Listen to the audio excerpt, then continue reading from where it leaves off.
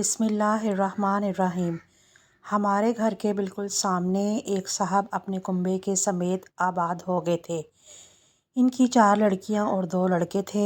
گھر کا سربراہ عمر رسیدہ اور ریٹائرمنٹ کی عمر کو پہنچنے والا تھا۔ بڑی 3 بیٹیاں جوان سال، باقی بچے کم عمر تھے اور اسکول جاتے تھے۔ بڑی لڑکی کا نام دلارا تھا، جس نے 8ویں کے بعد اسکول چھوڑ دیا تھا۔ اس سے بڑا ان کا بیٹا علی، جو FA پاس تھا اور صبح والد کے ساتھ کام پر چلا جاتا تھا۔ یہ دونوں رات کے واپس آتے تھے۔ ان کی غیر موجودگی میں تینوں لڑکیاں دلارا، مبینہ اور ساحرہ مکان کی چھت پر یا اپنے گھر کی بیرونی دروازے سے باری باری گلی میں جھانکتی نظر آتی تھیں۔ کچھ دنوں تک ان کا یہی دور رہا تو محلے کے نوجوانوں نے بھی سن گن ہو گئی اور چند دل پھینک آوارہ مزاج لڑکے ان کے مکان کے سامنے چکر لگانے لگے۔ لڑکیوں کی ماں اگرچہ سیدھی سادی شریف خاتون تھی، اپنی لڑکیوں کو ان کے اس طرز عمل پر ٹوکتی ضرور تھی، جبکہ لڑکیاں اس کو خاطر میں نہ لاتیں اور گھر کے کام کو بھی ہاتھ نہ لگاتیں۔ سو ماں بیچاری سارا وقت کام میں ہی جٹی رہتی تھی۔ اس کو تو سر کھجانے کی فرصت نہ ملتی۔ اتنے بڑے کنبے کا کھانا بنانا، برتن دھونا، گھر کی دیکھ بھال، اوپر سے صفائی ستھرائی، غرض تمام کام ہی اس غریب نے اپنے سر لے رکھے تھے اور لڑکیاں دن بھر بیکار بیٹھی اوٹ پٹانگ رسالے پڑھتی تھیں۔ چند دنوں میں ہی چرچا ہونے لگا کہ دلارا اور سبینہ نے محلے کے 2 نوجوانوں سے شناسائی کر لی ہے اور اب یہ گھر والوں سے چوری چھپے ان سے رابطے میں ہے۔ ان کو لڑکوں نے موبائل فون بھی دیے تھے۔ گھر والے تو بے خبر تھے، مگر لڑکوں کی زبانی یہ بات کھلی اور پھر ایک سے دوسرے کے ذریعے پیغام محلے میں ان کی باتیں پھیلنے لگیں۔ لڑکیوں کا باپ، جن کو محلے دار صوفی صاحب بلاتے تھے، وہ بیچارہ صوم و صلوات کا پابند اور نہایت نیک انسان تھا۔ دگنی محنت مشقت کر کے کنبے کا خرچہ بمشکل پورا کر پاتا تھا۔ اس نے خود پر زندگی کا ہر عیش و آرام حرام کر لیا تھا تاکہ اس کے بچے پڑھ لکھ جائیں اور معاشرے میں عزت کا مقام پائیں۔ غریب آدمی کے پاس سوائے عزت کے اور ہوتا بھی کیا تھا؟ چچا صوفی غریب کو کیا خبر کہ جس عزت کی خاطر وہ اس بڑھاپے میں اپنی جان گھلا رہا ہے، اس کو اس کی بیٹیاں بے دردی سے خاک میں ملا رہی ہیں۔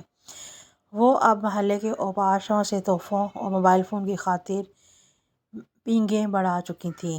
میں محلے کی لڑکیوں سے ان کے بارے میں طرح طرح کی سٹوریاں سنتی تھی۔ ان لڑکیوں کو ہمارے ہاں آنے کی یوں بھی اجازت تھی کہ میری والدہ شام کو جب فارغ ہوتیں 1-2 گھنٹے ان بچیوں کو قرآن مجید پڑھاتیں اور سپارہ بھی یاد کرواتی تھیں۔ یوں میرا باہر کی دنیا سے رابطہ رہتا تھا، ورنہ مجھے تو گھر سے باہر جانے یا محلے کے گھروں میں کی قطعی اجازت نہ تھی۔ انسان کی فطرت ہے کہ جو معاملات مخفی ہوں ان کی ٹو میں رہتا ہے۔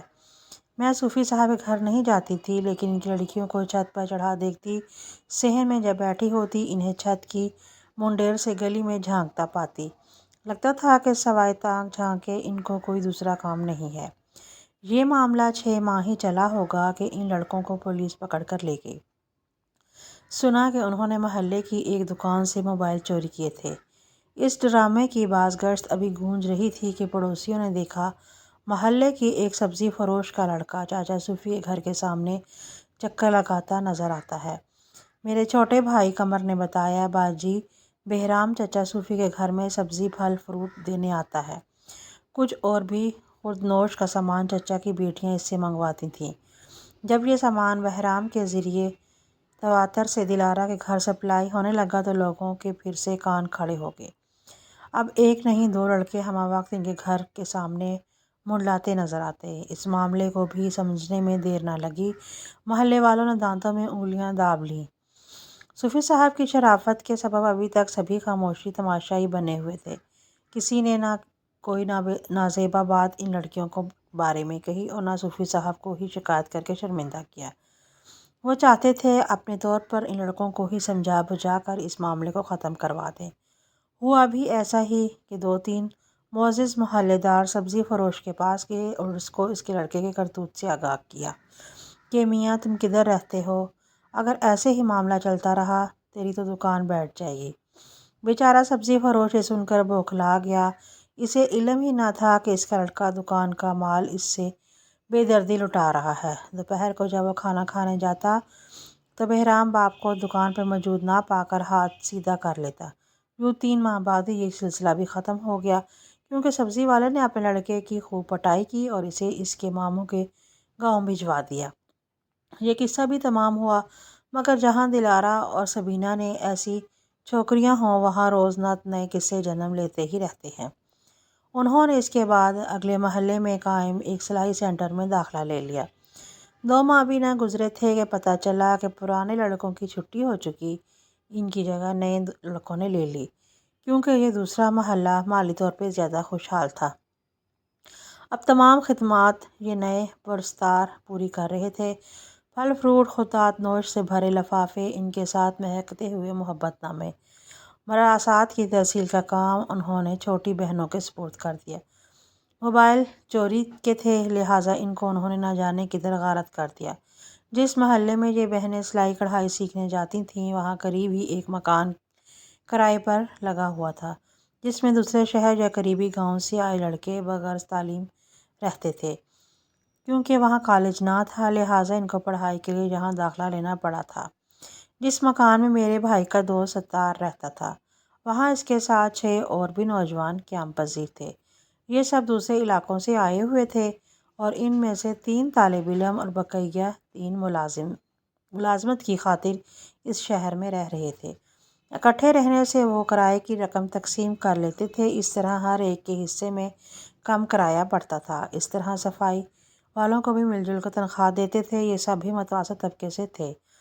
ستار نے میرے بھائی کو بتایا کہ اس کے ساتھیوں میں سے بھی کچھ ان لڑکوں کی دوستی کے تمنائی ہیں۔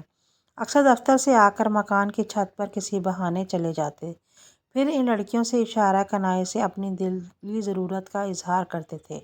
ان کو کافی دنوں کی محنت کا ثمر ملا اور نظر اتفاق ادھر بھی ہو گئی۔ ان دونوں کو بھی دلی مراد حاصل ہوئی اور اب ان کی محبت پروان چڑھنے لگی۔ ادھر سے بھی باقاعدگی سے جوابات بھیجے جانے لگے۔ ان لڑکیوں کی ڈیمانڈ تھی کہ ہمیں موبائل لے کر دو تاکہ رابطے ہو سکیں، جبکہ طالب علموں کی ریل اس کی اجازت نہ دیتی تھی۔ لہٰذا خطوط و مراسات کی فی الحال کام چلایا جا رہا تھا۔ ان میں سے ایک لڑکا اپنے جذبات کا اظہار خوبصورت پیرائے میسج کر سکتا تھا، لہٰذا یہ کام اس نے ستار کے سپرد کر دیا۔ جو جواب آتا وہ ستار کے ساتھ میرا بھائی بھی پڑھتا۔ جواب میں ستار کے قلم سے تحریر ہوتے تھے۔ خطوط کے ساتھ ساتھ ادھر سے کچھ نذرانے بھی روانہ کیا جاتا تھا۔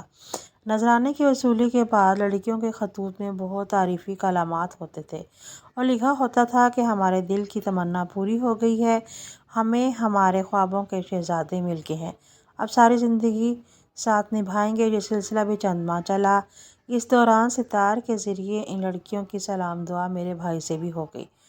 اس کے بعد دوسرے محلے کے چند اور نوجوان بھی اس سلسلے سے آگاہ ہو گئے تو بات چارسو پھیل گئی کہ یہ لڑکیاں صرف لوگوں کو لوٹنے کے لیے محبت کا ڈھونگ رچاتی ہیں اور غرض صرف تحفے اور کھانے پینے کی اشیاء حاصل کرنے تک ہی محدود ہے۔ جب یہ لڑکے ان کی فرمائشیں پوری کرنے سے قاصر رہتے تو یہ ان کو ٹھکرا کر کسی اور طرف مائل ہو جاتی تھیں۔ ان حقائق کو جاننے کے باوجود منچلے نوجوان اسی کی نصیحت پر کان نہ دھرتے اور ان کی محبت و الفت میں گرفتار ہو جاتے۔ بھائی کا ایک ساتھی بھی 1 سال تک ساحرہ کی الفت کے چکر میں پھنسا رہا۔ اپنی فیس کی رقم سے اس تحفے لے کر دینے لگا، تبھی کالج سے نام خارج ہو گیا۔ ستار اور بھائی اس لڑکے کی بروقت مدد نہ کرتے تو وہ امتحان دینے سے بھی رہ جاتا اور واپس گاؤں جانا پڑتا۔ دلارا نے بھی بیک وقت 2 لڑکوں سے دوستی کر رکھی تھی اور دونوں سے فرمائشی تحفے لیتی تھی۔ پہلے تو ان دونوں نے ایک دوسرے سے اس معاملے کو خفیہ رکھا، آخر بات عیاں ہو گئی تو دونوں کو صدمہ ہوا۔ یہ دونوں روم میٹ بھی تھے۔ اب انہوں نے آپس میں صلاح مشورہ کیا کہ ایسی چلتی پھرتی لڑکیوں کا کیا کرنا، یہ کیا ان کو سبق نہ سکھانا چاہیے جو ہر کسی کو بیوقوف بنا کر اپنا الو سیدھا کرتی ہیں۔ ایک دن ان لڑکوں نے اپنے باقی ساتھیوں کو بھی راز میں شامل کیا اور سب سے صلاح مشورہ کیا کہ یہ لڑکیاں کب سے ہم کو بیوقوف بنا رہی ہیں، تو کیوں نہ ہم بھی دانش مندی سے کام لیں اور ان کو سبق سکھائیں تاکہ ان کو دوبارہ اس محلے کے کسی نوجوان کو بیوقوف بنانے کی ہمت ہی نہ ہو۔ ابھی یہ منصوبہ بنا ہی رہے تھے کہ ایک دن اچانک ساحرہ کی چھوٹی بہن ان لڑکوں کے مکان میں گئی۔ اس وقت ستار وہاں اکیلا تھا۔ اس نے ایک پرچہ اس کو پکڑا دیا۔ لکھا تھا صرف 50 روپے دے دیجیے، بہت سخت ضرورت ہے، مہربانی ہوگی، کل واپس کر دوں گی۔ ستار نے رقم کو معمولی سمجھتے ہوئے پیسے دے دی اور سوچنے لگا کہ چڑیا خود دام میں آ گئی۔ اب تک دوسروں پر اکتفاط ہے، اب مجھ پر بھی ہو گیا۔ رقم دیے ہوئے اسے تھوڑی دیر گزری تھی کہ ایک پرچہ اور آ گیا۔ رقم کے لیے شکریہ تحریر تھا۔ لکھا تھا ہو سکے تو کوئی سستا سا فون ہی گفٹ کر دیں، آپ سے باتیں کرنے کو بہت ہی جی چاہتا ہے۔ اس کے ساتھ چند جواب طلب امور بھی تحریر تھے۔ ستار نے اس رکے کا جواب محبت بھرے الفاظ میں لکھ کر بھجوا دیا۔ یہ بھی لکھا کہ جس لڑکے کو پہلے آپ خط لکھتی تھیں، اسے تو ایک حرف پیار بھرا لکھنا نہیں آتا، تمام خطوط میں ہی اس کی طرف سے لکھ کر بھجواتا تھا۔ ویسے بھی وہ بیچارہ ایک غریب کسان کا بیٹا ہے، جبکہ میری جیب اجازت دیتی ہے کہ آپ کی مہنگی فرمائشیں پوری کروں۔ تو کہیے کیا خیال ہے، بتا دو کہ کون سا موبائل فون خرید کر بھجواؤں۔ دوسرے روز سبینہ نے پھر ایک لیٹر بھجوایا، جس میں ستار کی تعریف کے ساتھ فوراً دوستی کا ہاتھ فراخ دلی سے بڑھانے کی پیشکش درج تھی۔ اس خط میں بھی ایک عدد موبائل کی فوری فرمائش تھی، جو ستار نے نیا خرید کر اسے بھجوا دیا۔ بس پھر کیا تھا، سلسلہ پکا ہو گیا۔ اس کا باتوں سے ظاہر ہوتا ہے کہ ستار کے سوا آج تک کوئی معیاری اور من پسند چاہنے والا پہلے کبھی نہ ملا تھا۔ وہ اسے اور موبائل فون دونوں کو پا کر بے حد مسرور تھی۔ ادھر یہ سلسلہ چل رہا تھا، ادھر وہ ساری سرگزشت اپنی اس دوست کو سنا رہا تھا، جو پولیس انسپکٹر تھا۔ اس نے کہا کہ ان آوارہ لڑکیوں کو ایسا مزہ چکھانا چاہیے کہ عمر بھر اپنی خواہشات کی غلامی سے تاب ہو جائیں اور محبت کے جھوٹے کھیل نہ رچا پائیں۔ ایک روز ستار نے اصرار کر کے دلارا اور سبینہ کو شام میں کمپنی باغ میں بلوایا۔ وہ گھر سے سہیلی کی منگنی کا بہانہ کر کے وہ بن ٹھن کے آئی تھیں۔ ستار اور اس کا دوست باغ میں ٹہل کر ان کا انتظار کر رہے تھے۔ دونوں بہنیں آ گئیں تو یہ دونوں ان کو تنہا تنہا ایک طرف لے کر جا کر بیٹھ گئے۔ شام گہری ہوتی ہوئی رات میں تبدیل ہوتی جا رہی تھی اور دلارا اور سبینہ کی بے چینی بھی بڑھتی جاتی تھی۔ ان کے والد اور بڑے بھائی کے گھر آنے کا وقت ہو گیا تھا، مگر ستار اور اس کا دوست تھے کہ اٹھنے کا نام نہ لے رہے تھے، بلکہ ان کو زیادہ مہنگے اور اچھے موبائل دینے کے سبز باغ دکھا رہے تھے۔ یوں ہی ان لڑکیوں سے ٹال مٹول کرتے وقت دونوں نے رات کے 9 بجا دیے۔ تب وہ اٹھ کھڑی ہوئیں کہ اب بھی گھر نہ گئی تو ابا اور بھائی کی مار پڑ جائے گی۔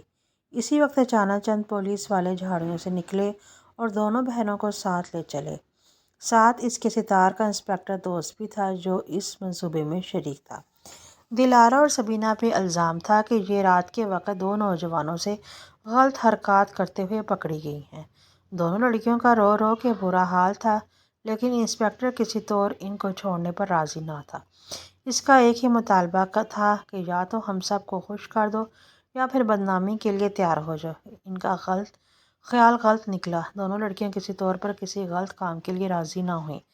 نتیجہ یہ ہوا کہ وہ محلے بھر میں اس واقعے سے بہت زیادہ بدنام ہو گئی، اتنی زیادہ کہ ان کو محلے والوں نے نکال دیا۔ اس کے بعد ان کا رشتہ بھی کہیں نہ ہو سکا۔ ضرور انہوں نے اس محبت کو جھوٹے چکروں سے توبہ کر لی ہوگی، مگر ان نوجوانوں کی اس مذموم حرکت کے سبب بیچارے ماں باپ کسی کو منہ دکھانے کے قابل نہ رہے تھے۔ گرچہ یہ نادان صرف ان لڑکیوں کو سبق پڑھانا چاہتے تھے، لیکن محلے کے اچھی سوچ رکھنے والوں کو ہمیشہ اس بات کا ملال رہا کہ ان بچیوں کا باپ تو نہایت شریف اور باعزت آدمی تھا، جو حلال کی روزی اپنے بچوں کو کھلا رہا تھا اور کبھی کسی سے رشوت نہ لیتا تھا، جس سبب اس کے گھر میں اکثر فاقے رہتے تھے اور لڑکیاں بھی شاید اسی وجہ سے برائی کی جانب مائل ہو گئی تھیں کہ وہ اپنی چھوٹی چھوٹی خواہشات کو دباتے دباتے بے حال ہو گئی تھیں۔ بیٹیوں کے کرتوتوں کا علم باپ اور بھائی کو تو قطعی نہ تھا۔ ممکن ہے ماں کو کچھ علم ہو، لیکن اس کے روکنے سے یہ نہ رکتی تھیں۔ تبھی ان کا یہ انجام ہوا کہ اتنی بدنامی ہو گئی۔ اس صدمے سے بیچارہ باپ ہفتے کے اندر اندر ہارٹ اٹیک سے چل بسا۔